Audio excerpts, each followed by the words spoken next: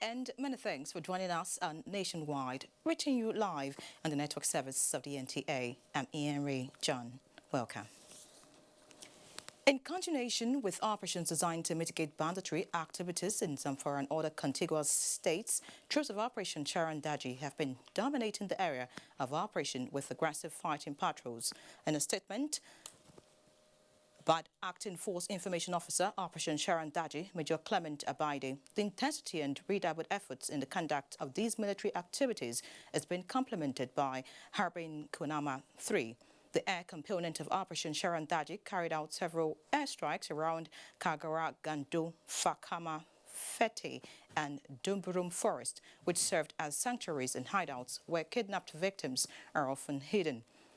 35 bandits were neutralized, while 18 suspected bandits, informants, rustlers, kidnappers, and logistics suppliers were arrested, including one Mohammed Iso, a notorious kidnapper who was intercepted in Niger Republic through collaboration with the security forces in the country.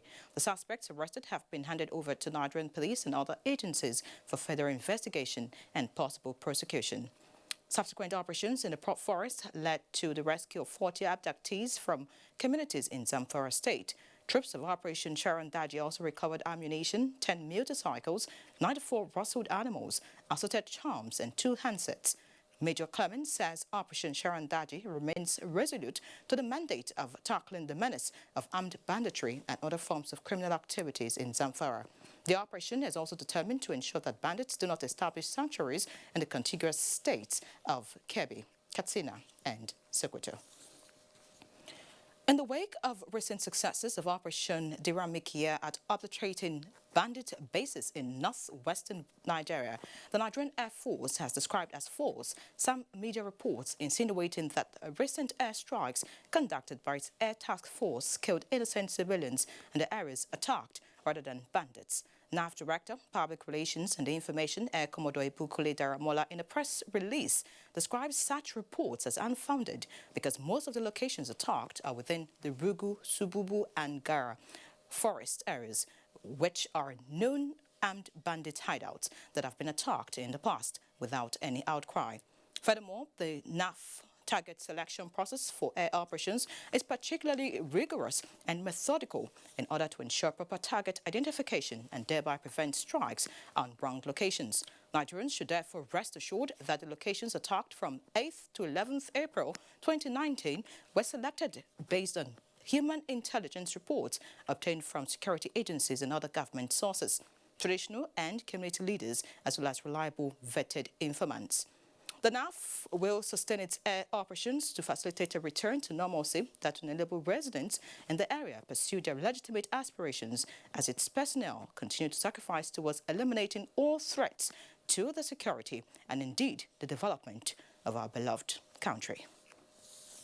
And away from security, the Secretary to the Government of the Federation has reminded elected officials that provision of quality leadership is one of the foremost expectations of Nigerians from them. He gave the advice when he received the Governor of Osun State, Gboyega Oyetola. Boss Mustafa, who again congratulated Governor Gboyega for his victory, urged him to build on the legacy of his predecessor. Our expectation of you is that you are going to build on the legacies that he has left behind, especially in the areas of infrastructural development and also in the areas of empowerment. We roll out a lot of programs that was designed to specifically take away our young persons off the streets. Governor Gboyega Oyetola said it is his determination to leave the state better than he met it that informed his visit to seek support of the SGF. Seek your support in ensuring that we're able to deliver the dividend of democracy to our people in the state. We need you in a lot of areas. Ngozi Technical reports that Gboyega Oyetola was elected as governor of Osun State in November last year.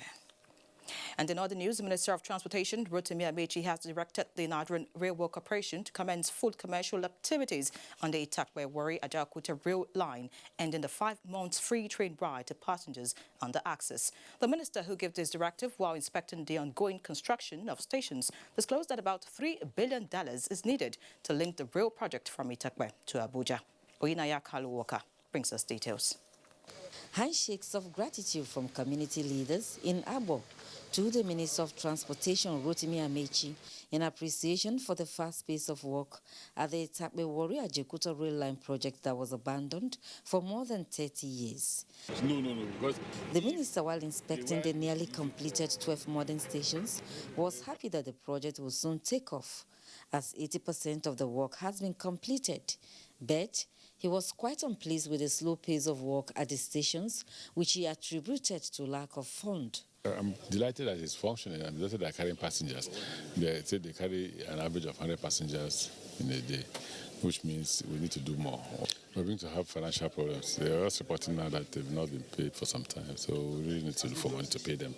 Linking Itakpe, Lokoja, Abuja, people can joyfully ride the train from Warri to Kaduna.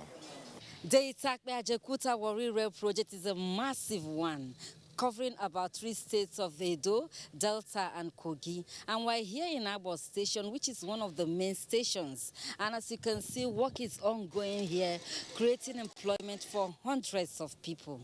Around this place before, everywhere was bushy.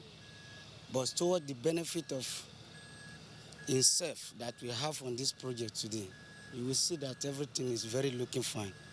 Running through more than 40 communities in the 3 states, the project is expected to transport passengers along the axis, steel from Ajaokuta, as well as foodstuff from the south to other parts of the country.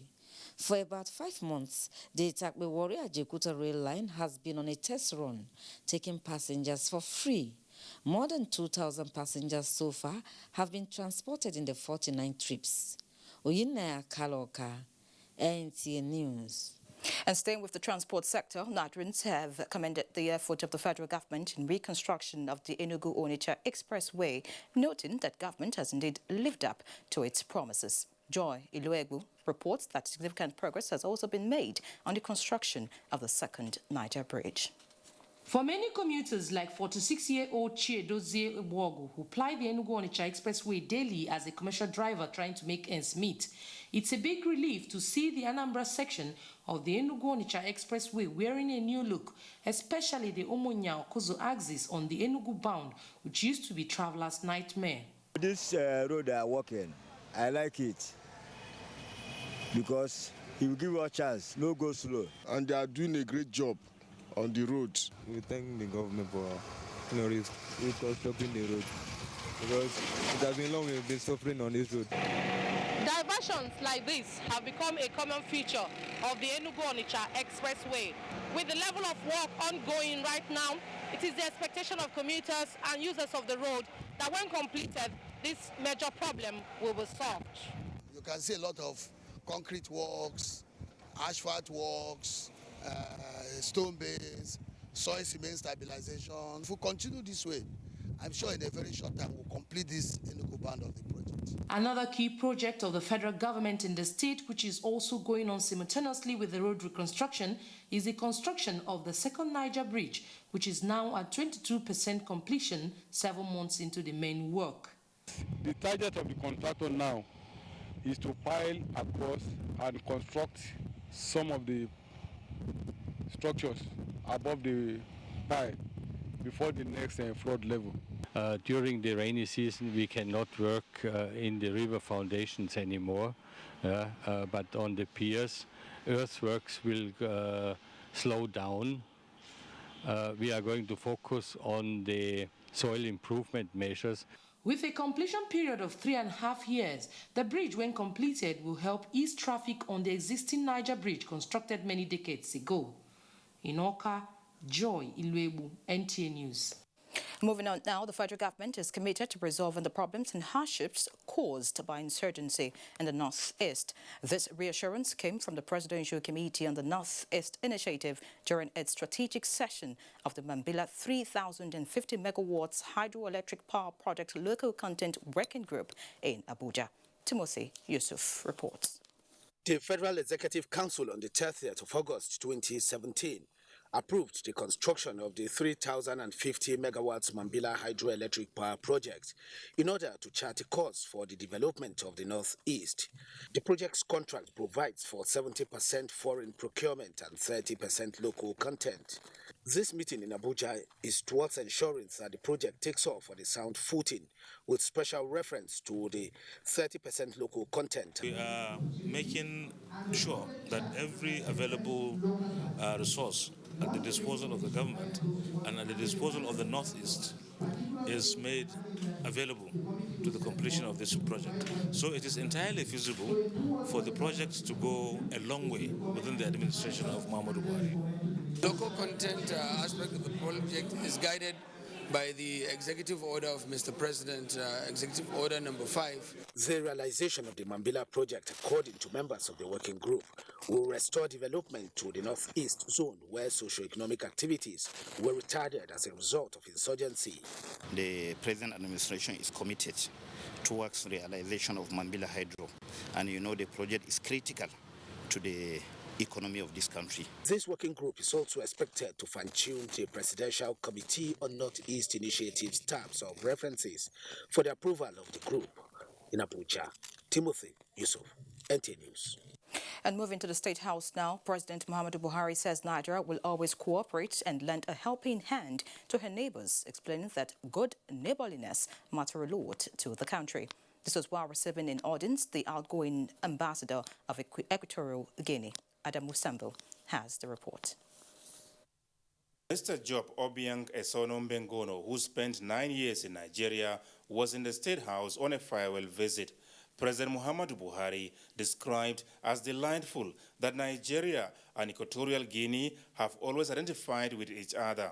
He said under his watch, such good neighborliness will be maintained towards enhancing the security and socio-economic benefits for the two countries and their peoples. The president expressed happiness that the outgoing envoy fully understood Nigeria, its people and culture during his tour of duty. Ambassador Mbengono told the president that Nigeria made a great impact on his life as he learned a lot about what he called this big and important country. The people, he said, are very friendly and warm.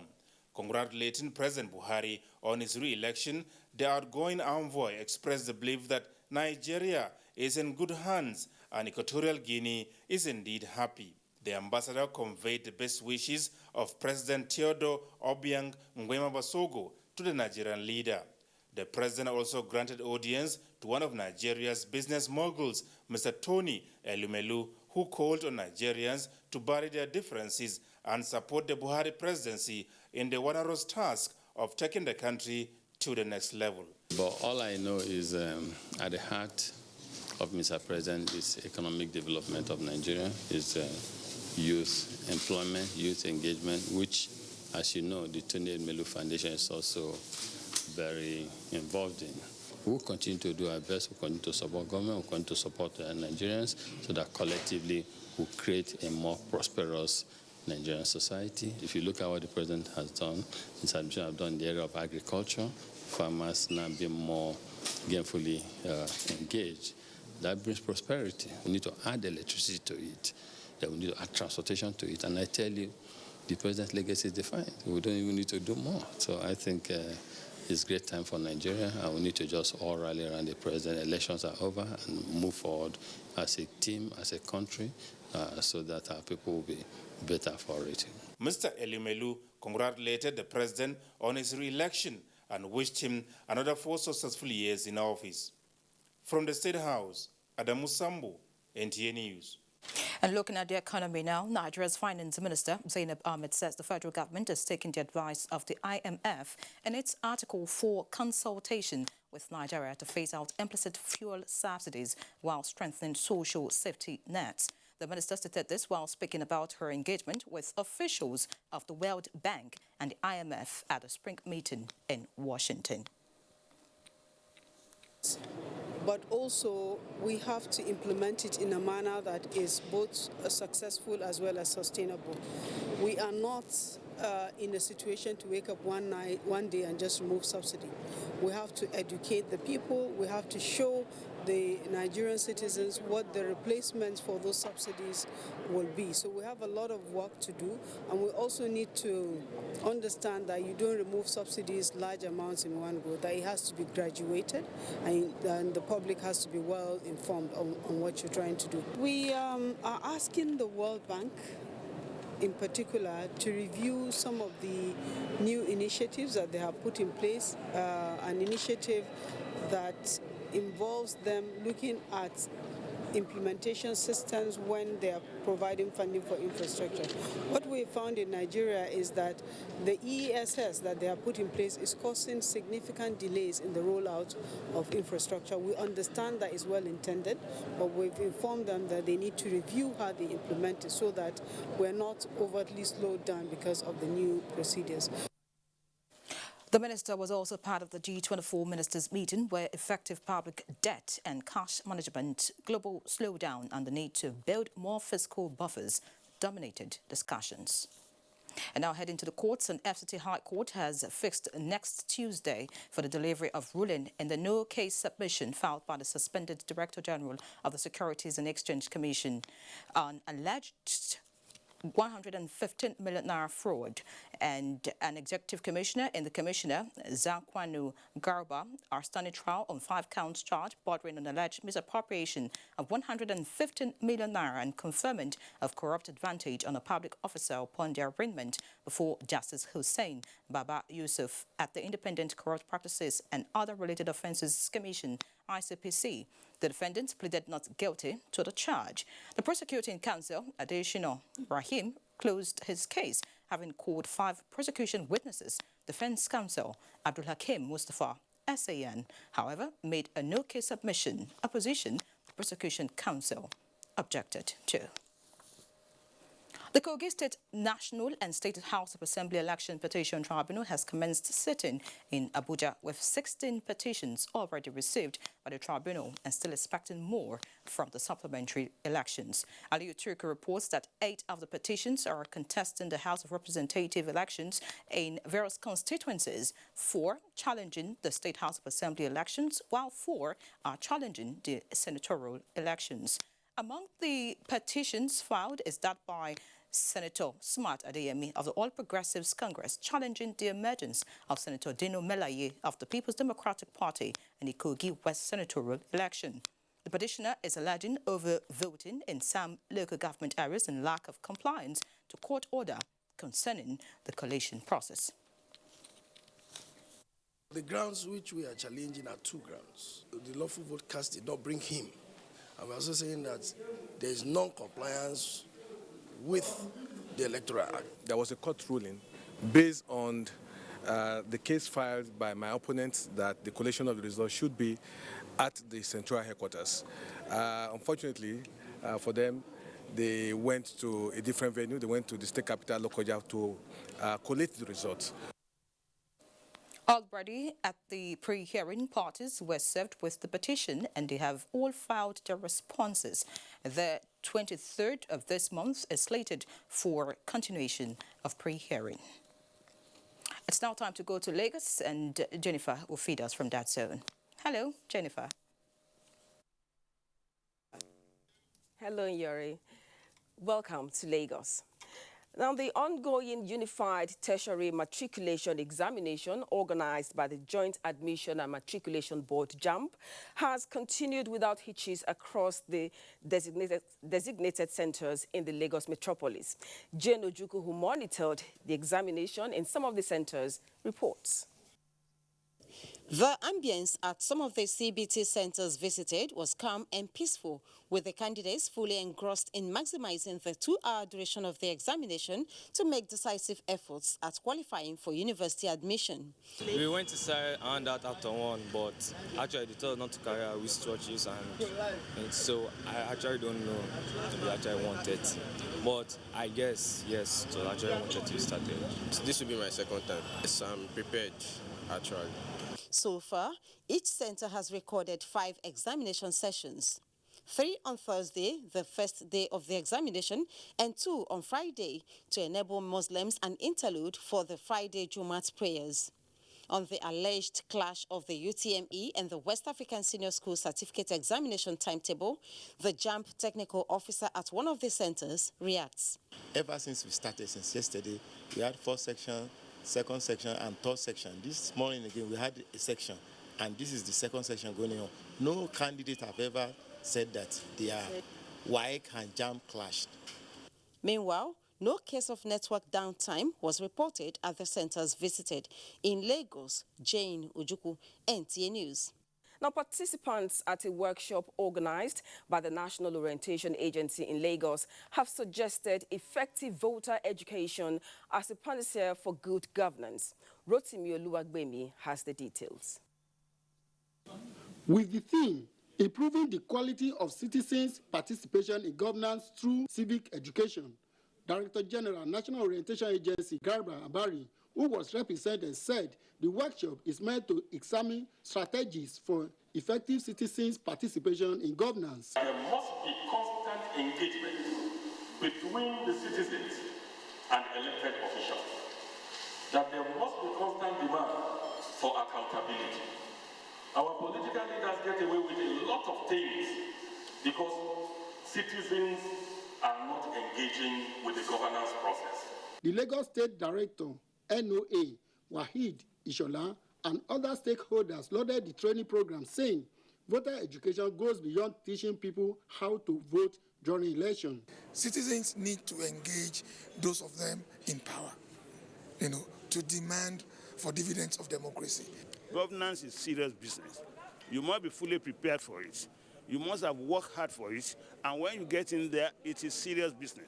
The way and manner citizens have also carried themselves have given a lot of room for discretion on the part of the political leaders. The 2-day Southwest Zonal Workshop on Civic and Voter Education, according to the organizers, is the 5th edition in the series after the 2019 general elections. In Lagos, Rotimi Oluwagbemi, NTA News. The Nigerian Army Officers' Wives Association, NAWA, Lagos chapter, is intervening in the plights of the wives of the fallen heroes within the 81 Division area of responsibility. Wife of the General Officer commanding 81 Division, Aminat Yusuf, who is the president now Lagos chapter, demonstrated the support for the widows during a visit to the Nigerian Army 9th Brigade headquarters, Lagos. Mohammed Abdulkadri reports on this and other activities of NAWA within its jurisdiction. It was a sober reunion between the leadership and members of NAWA with the widows who lost their loved ones in the line of duty to the nation. Emotion was betrayed by some widows who broke down in tears. The president of NAWA Lagos branch, Aminat Yusuf, and wife of Commander 9th Brigade, Aminat Jega, wiped away their tears, assuringly always to be there for them. At the NAWA Nursery and Primary School in the brigade, which was established 10 years ago, the leadership of NAWA took turn to distribute educational materials to 746 pupils and assisted by 60 staff on its payroll. While receiving NAWA team, the commander, 9th Brigade, Brigadier General Nasiru Jega, assured them of support at all times. The NAWA train later proceeded on widow outreach and visitation to the NAWA Nursery and Primary Schools at 174 Battalion, Odongoya Barracks, Ikorodu, and Ikeja, where similar materials were distributed to the beneficiaries. In Lagos, Muhammad Abdul Qadir, NTA News. That's our contribution. Lagos. We'll take a break now. Nationwide continues shortly. Stay tuned. Marketing of broadcast media products requires special skills which can only be acquired through training and experience. NTA TV College Jos is therefore organizing an intensive 3-week course on modern trends in broadcast media marketing.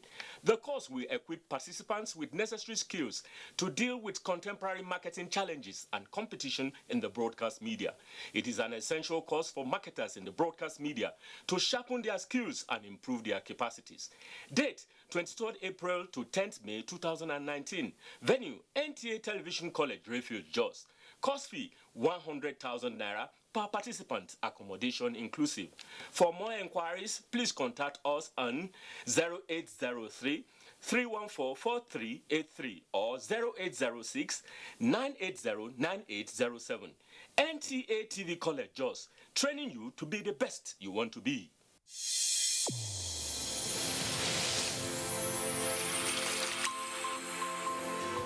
A new edition of TV Guide is out with special focus on the role of the media in election coverage. Exclusive on the National Broadcasting Commission, its mandate as the sole regulator of Nigerian media. Dr. Toma Daba then and Ishak Modibo-Kawu now. This edition also features the king of stand-up comedy in Nigeria, Ali Baba.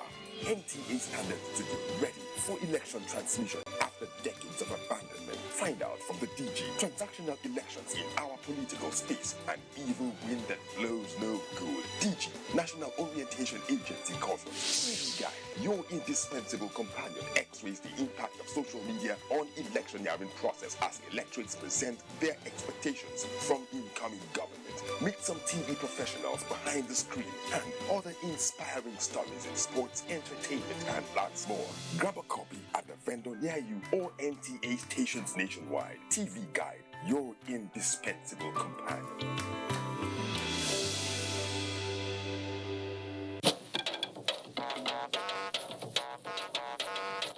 When you hear that sound, you know that Nigeria's most authentic newscast is about to begin.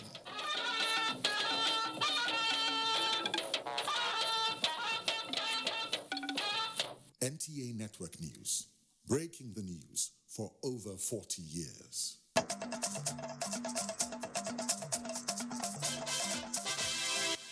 Good to have you back. The House of Representatives Committee on National Planning has expressed displeasure at the inability of the Ministry of Budget and National Planning to give full account of the expenditure of 2018 service-wide vote. This was during a meeting at the instance of the House Committee on National Planning. National Assembly correspondent Omotola Omojola has details. The Permanent Secretary of the Ministry, Ernest Umahihe, provided the committee with available expenditure details on the service-wide vote, citing 3 budget lines as those within the purview of the ministry. Releases are done at the Ministry of Finance. We don't have their vote books and how they are expended. But of particular concern to the ministry are 3 budget lines under those service-wide votes: National Development Plans, Infrastructure Master Plan, and service-wide training on budgeting and monitoring and evaluation.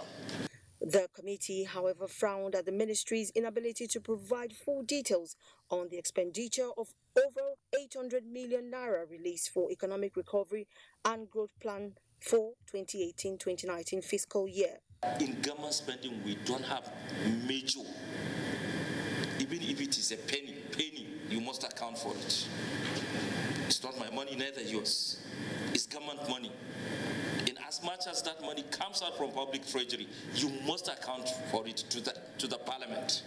Though the committee closed the meeting asking the ministry to reappear before it with detailed spending on the ERGP, it however noted that the engagement on the service-wide vote will continue with the Minister of Finance, who was absent at the meeting.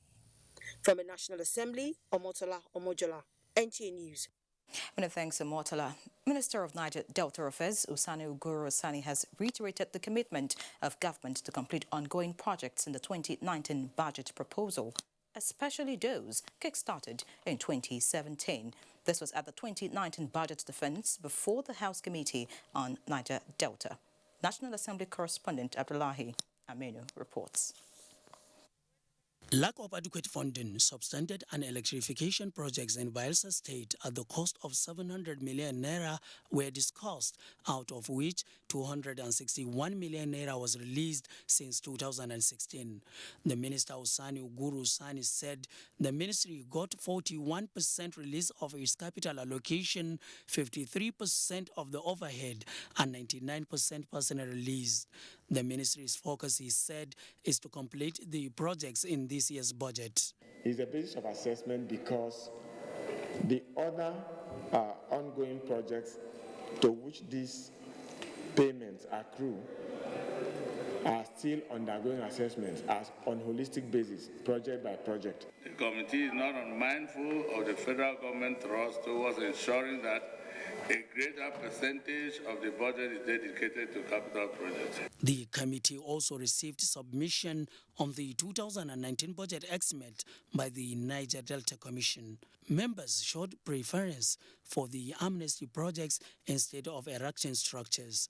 They frowned at the 9 billion naira spent on renting offices in benefiting 9 states. Meanwhile, the 2019 budget defense by the National Population Commission dwelt on the need for technology-driven census and amendment of the Act for the conduct of the exercise. It's something that the legislature can do.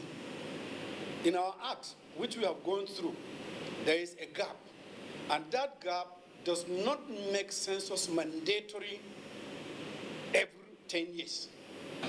There will be census, and then we can build on the legacy of the census moving forward. Analysis on the impact of the census on the socio-economic and political well-being of every nation also featured during the defense. From the National Assembly, Abdullahi Aminu, NTA News. The orientation course for Batch B National Assembly members-elect was rounded off with a dinner where insight into the agenda for the 9th Assembly featured. National Assembly correspondent Kenneth Nanim reports. Having been exposed to the rudiments of lawmaking processes in a week-long orientation program, the Batch B returning and newly elected lawmakers continue to familiarize preparatory to working together, irrespective of political leanings. We have to start work on the electoral legal environment immediately. Keeping a united front through a knowledge-based interparliamentary relations is one aspect the newly elected legislators are urged to abide in solving socio-economic challenges faced by the country. 2 areas of focus for us in the 9th Assembly should be the issue of electoral reforms. The other one is the issue of insecurity. People of Nigeria expect that we should be able to deal with these issues together with the executive. We cannot afford to fail the people who send us. So as you go back with these materials that have been delivered to you, I urge you all to look into it again and again and try to expand your horizon. So you have a very broad, very important responsibility to the Nigerian people who elected you in order that you work for their interests to promote national unity. Some of the legislators expressed the hope that the next dispensation of the Nigerian legislature will be vibrant, with innovations that will deepen the nation's democratic process. The focus of this assembly will definitely focus on more representation, more oversighting.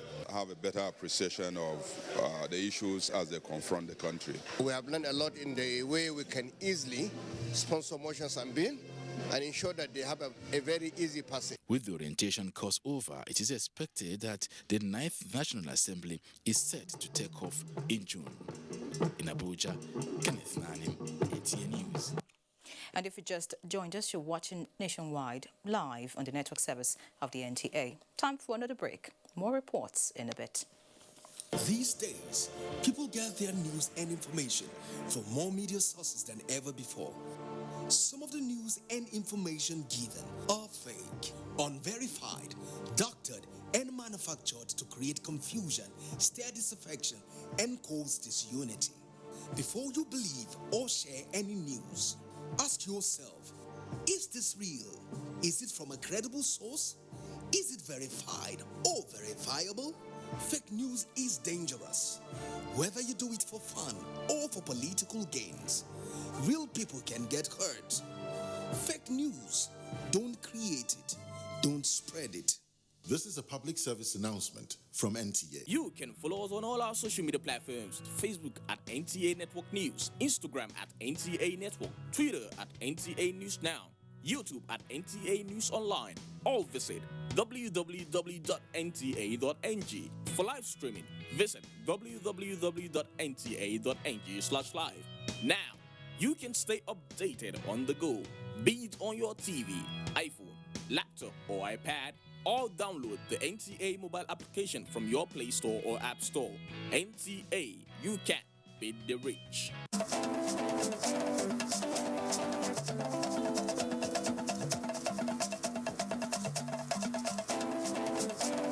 Get the latest news and updates from across Nigeria on NTA Nationwide.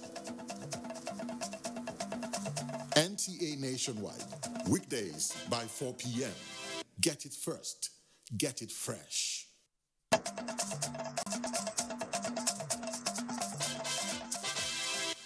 Many thanks. Sustain. Nigeria-China Trade Bilateral Conference holds in Kano. Rukia has details of this and other trending stories from our Kaduna Network Center. Thank you, Yeri. The increase in volume of trade between Nigeria and China dominated discussion at a one-day conference in Kano on trade bilateral between the two countries. Emir of Kano, Madam Muhammadu Sanusi II, calls for an all-inclusive approach to creating conducive investment climate which will promote symbiotic relationship between the two countries. Muhammad Rabiu Ali reports. Relations between Nigeria and China is a long-standing one, with a present interest in investment. However, Nigeria is still grappling to meet the desired policies that will compete with other leading industrialized nations. Slow pace of growth in industrialization, especially the manufacturing sector, particularly Kano, which suffered over the past 2 decades, and increasing force by China on the global economy necessitated the roundtable discussion. Emir of Kano, Muhammad Sanusi II, appealed to government at all levels to provide policies that will domesticate investors to invest in the economy of the country to assist in generating employment. This country has limited resources, and we're spreading them, trying to develop 774 local governments, 36 states at the same time. It's not going to happen. You have to take decisions as to where your growth nodes are. You have to actually show an impact. Other stakeholders believe that coming together to address policies and strategies on industrialization will not only produce practical suggestions, but valuable insights on Nigeria's economic growth. Muhammad Rabiu Ali, NTA News. And Presidential Advisory Committee on Drug Abuse and Elimination says a holistic approach is required to tackle the menace of drug abuse and addiction. Chairman of the committee, Brigadier General Muhammad Buba Marwa, gave the indication during an advocacy visit to Kaduna State. Hamman Jabani reports. Buba Marwa led Presidential Advisory Committee on Elimination of Drug Abuse was constituted last year to tackle the menace of drug abuse. Brigadier General Buba Marwa says with about 3 million Nigerians currently identified as drug addicts, the committee swung into action to identify the likely causes, prevention, treatment, and possible penalties for offenders. In Kaduna, the committee interacted with the State Executive Council, the Emir of Zazzau, Dr. Shehu Idris, religious organizations, and other critical stakeholders for a common approach towards dealing with the menace. We believe that it should be a structured approach in which each level should be able to tackle this problem and strangulate the matter from the community upwards, where we deny sellers and users, and from the top, where they go after the barons and strengthen the institutions. The Kaduna State government has already set up a Bureau of Substance Abuse and Treatment and other measures aimed at curbing the abuse of drug. The stakeholders are optimistic that with the political will by Buhari administration and other relevant bodies, the fight against drug abuse will be won. Hamman Jabani, NTA News. To ensure a hitch-free 2019 pilgrimage, Kaduna State Muslim Welfare Board has commenced biometric registration for intending pilgrims to Saudi Arabia. Majama Adamu reports. The exercise is in compliance with the directive by the National Hajj Commission of Nigeria, NACOM, to ease the process of obtaining visa for this year's pilgrimage in Saudi Arabia. More than 2,000 intending pilgrims from Kaduna State have already registered. Part of it is security reasons, but all we know that the process has really enhanced the processing of visa for our intending pilgrims. Even after this exercise, there will be the second phase of the registration, maybe in 1 month, 2 months' time, depending on the number of people we registered. Some intending pilgrims captured during the exercise applauded the biometric registration, which is a requirement for issuance of visa and performance of Hajj as introduced by the Saudi Arabian government. The process is just very beautiful. It's very good. It's very good. More than 6,000 intending pilgrims are expected to perform this year's Hajj from the state. In Kaduna, Majama Adamu, NTA News.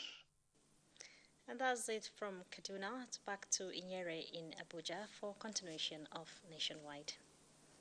Many thanks, Rukia. The Medical and Dental Council Tribunal sitting in Abuja has convicted 2 out of the 14 erring doctors standing trial before it. Aisha Uba-Ali, however, reports that the cases of other medical doctors have been adjourned for hearing.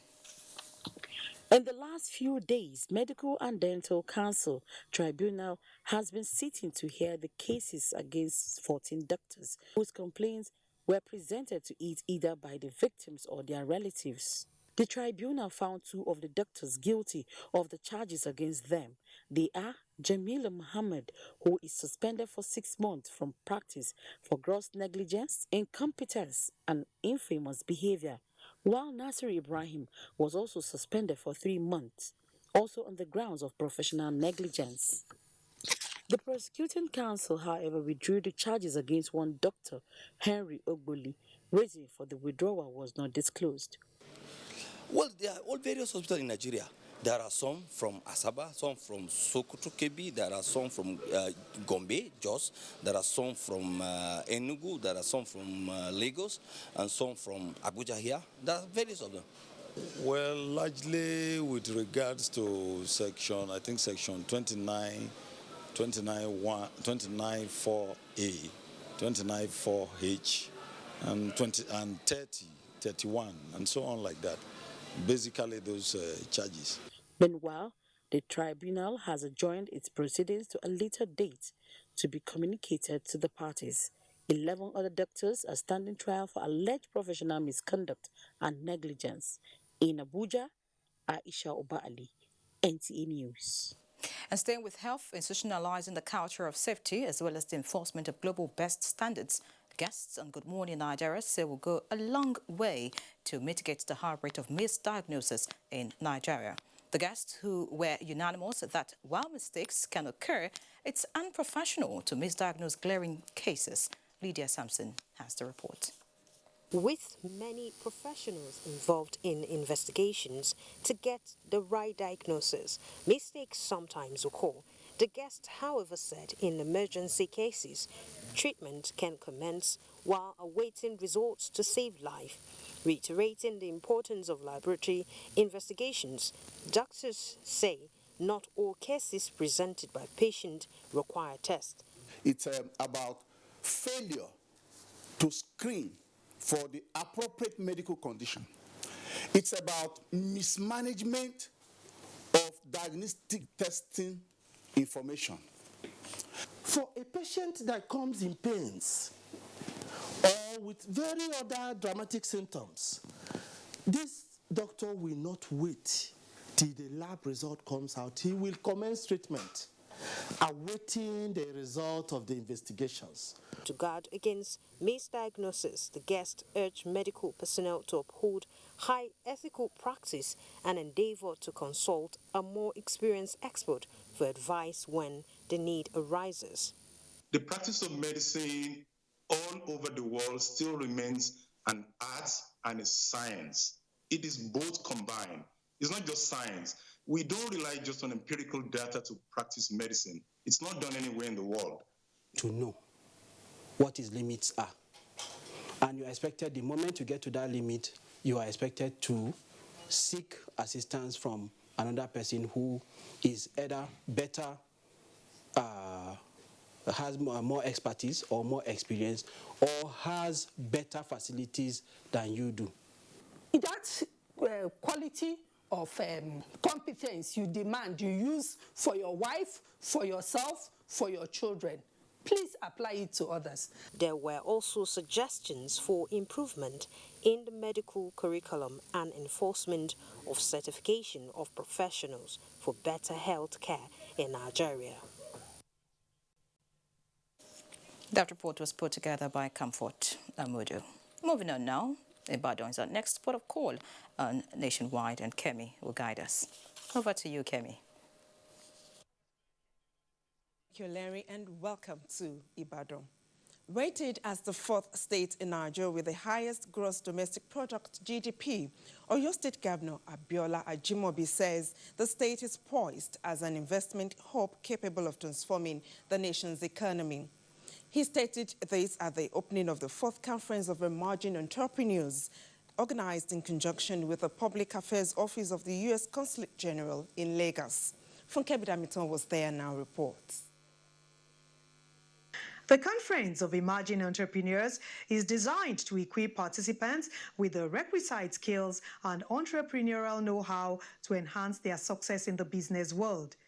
Utilize the training that we're offering or that we're assisting others to provide to know what you need to do. They're able to draw strength from the speakers.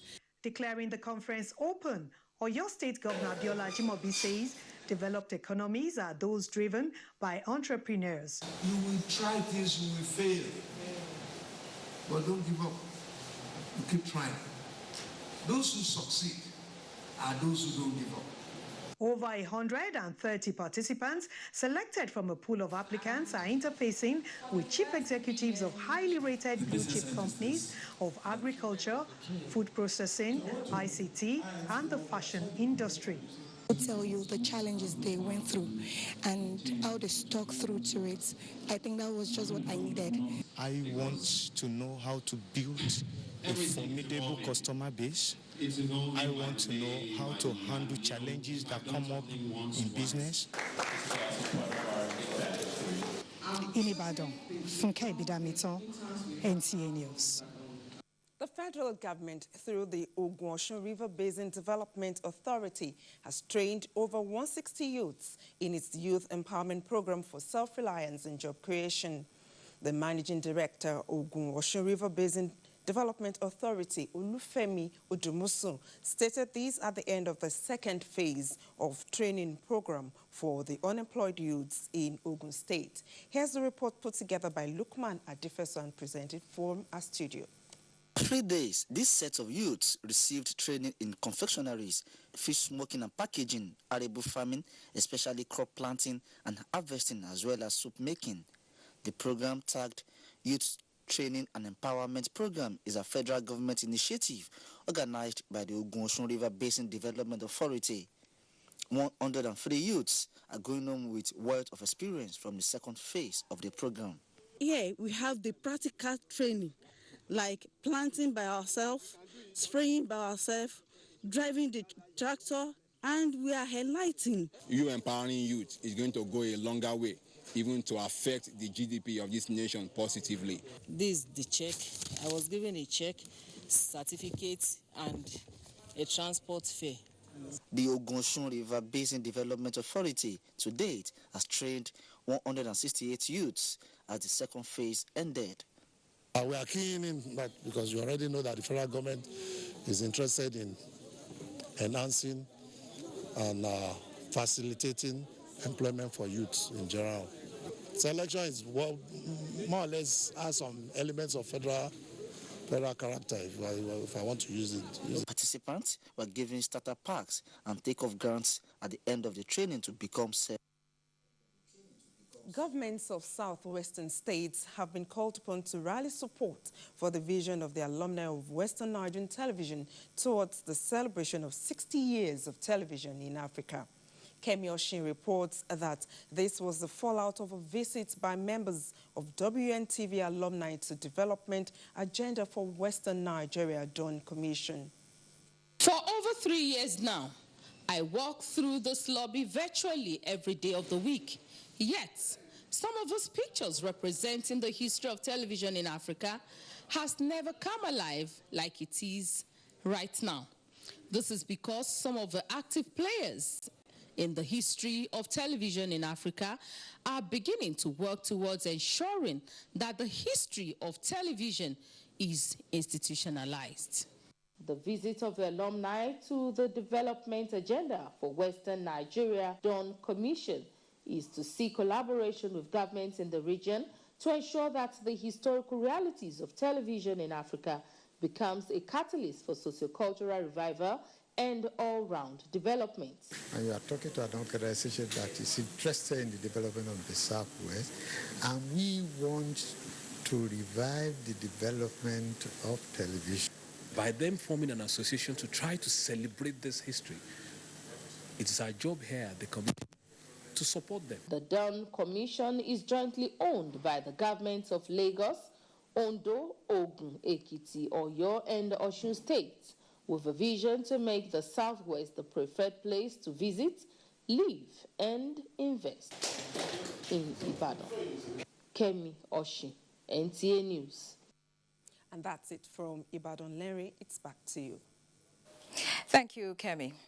Moving on now, Serco has calmed the way of flood victims in Niger State with the presentation of relief materials worth millions of naira by the Nigerian Maritime Administration and Safety Agency, NIMASA.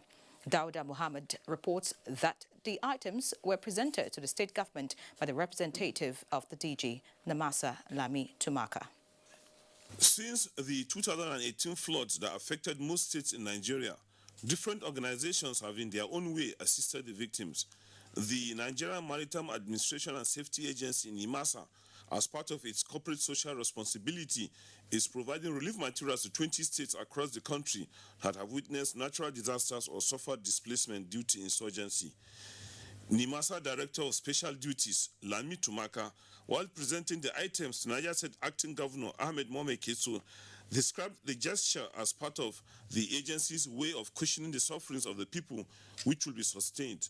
Corporate social responsibility is all about sustainability. So we started this last year with about 11 states, 11 to 15 states, and then this year we increased the number to 20 states. Acting Governor of Niger State, Ahmed Mohamed Ketso, appreciated the gesture and assured that the items will get to those in need. We took the inventory of those that were affected, and we decided whatever we have, even from the state government, federal government, we share this according to the inventory we took. Spot assessment of all those that are affected. The Nigerian Maritime Administration and Safety Agency is responsible for regulating Nigerian shipping, maritime, labor, and coastal waters. The agency also undertakes inspection and provides search and rescue services. In Mina, Dauda Mohammed, NTA News. And the Acting Inspector General of Police solicits support of traditional rulers to curb security challenges in the Northwest. Let's join Nura in Sokoto for an update of this and other stories. Thanks, Nyere, and welcome to Sokoto. The lingering security challenge in the Zamfara state has been described as a menace that needs collective effort to curtail. Acting Inspector General of Police Abubakar Muhammad demonstrated this when he paid a courtesy visit to the Sultan of Sokoto at his palace. Musa Bakar has more. Muhammad Adamu said he is at the palace to seek the Sultan's support and plead with him to summon all traditional rulers and other stakeholders from the Northwest towards finding solution to the lingering challenges in the region. The suspension of the mining activities, he said, is part of efforts to tackle the situation in Zamfara state.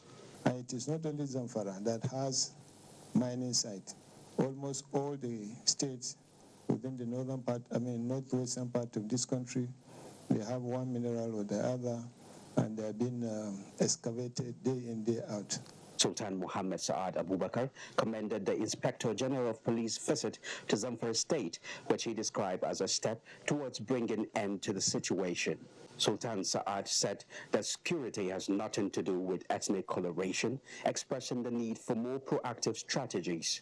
It's a serious job on our head that we must rise up to do that. And inshallah, we'll collaborate with you and see how we can bring this to an end. With the visit of the IG and series of stakeholders meeting, it is hoped that the security challenges will be reduced to the barest minimum. In Sokoto, I am Musa Abubakar, NTA News. The Nigeria Police Sokoto State Command has paraded suspects in connection with armed robbery and drug dealing. Abrahman Osman Jibrila has the details. Parading the first suspect, Garba Umar, popularly known as Bukolori, was arrested in possession of AK-47 with 9 live ammunition belonging to the Nigeria Customs Service. The suspect was said to have run away with the rifle alongside 3 mobile phones at a custom checkpoint at Gaidao in Ilela local government area. The police traced 2 of the 3 mobile phones from one Murtala Isiaku, who confessed to have bought them from Bukolori. According to the police, Bukolori was trailed and arrested by a team of anti-kidnapping detectives. After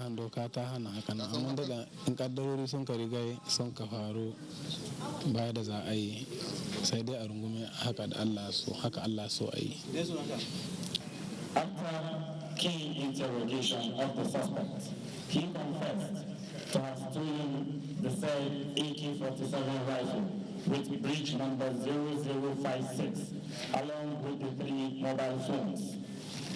Another suspect, Abdullahi Adamu, popularly known as Rosi, was paraded in possession of dangerous drugs at Gidan Igwe area of Sokoto Metropolis. Items recovered include 19 bottles of tutolin with codeine syrup and 36 sachets of refinol tablets. In Sokoto, Abraham Usman Jibrila, NTA News. And that's our contribution from this end. It's back to Irene Abuja for the continuation of the Nationwide. Thanks, Nura. And on a sad note, the death has been announced of Sir Johnny Chibuike Ogbuene, a former NTA staff of News Directorate who died on the 25th of March 2019. The burial arrangement is as follows. Wake up at his compound in Amachala, Ibita, Okwato by 9 p.m. 22nd of April 2019, and the funeral mass holds on 23rd April 2019 at St. Joseph's Catholic Church, Ibita, Okwato by 10 a.m.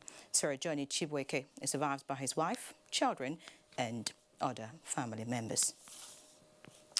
And that wraps up Nationwide today. Many thanks for being a part of it. I'm Henry John.